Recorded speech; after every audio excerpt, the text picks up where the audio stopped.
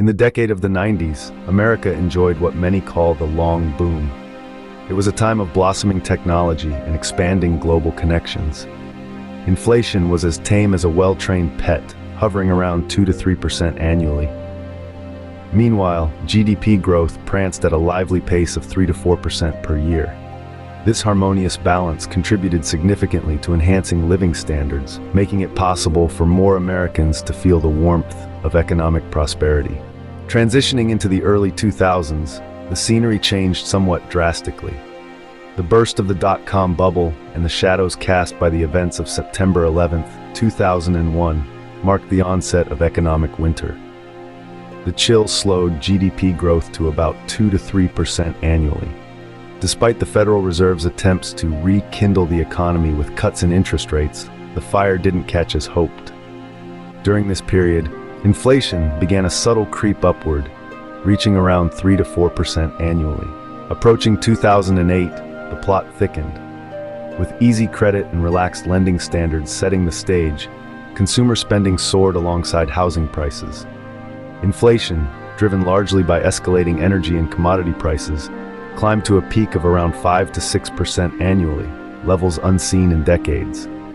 Yet GDP growth managed to maintain a rhythm of about 2 to 3% per year. One might wonder, against this backdrop of fluctuating economic indicators, did Americans become richer or poorer? The narrative is layered.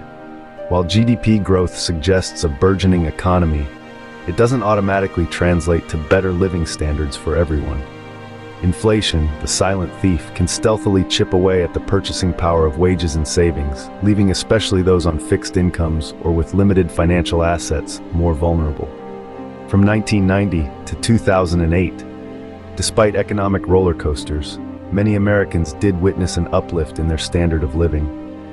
Advances in technology, leaps in productivity, and the winds of globalization brought forth higher real incomes and an expanded assortment of consumer choices.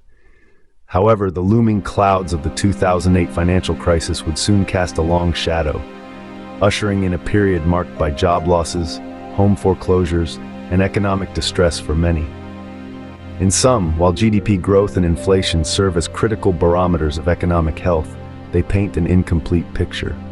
True well-being stretches beyond these metrics, rooted in the soil of employment opportunities, fair income distribution, accessible education and healthcare, and financial market stability. Exploring these broader dimensions offers a more comprehensive understanding of how economic policies and trends can fundamentally influence daily life and long-term prosperity.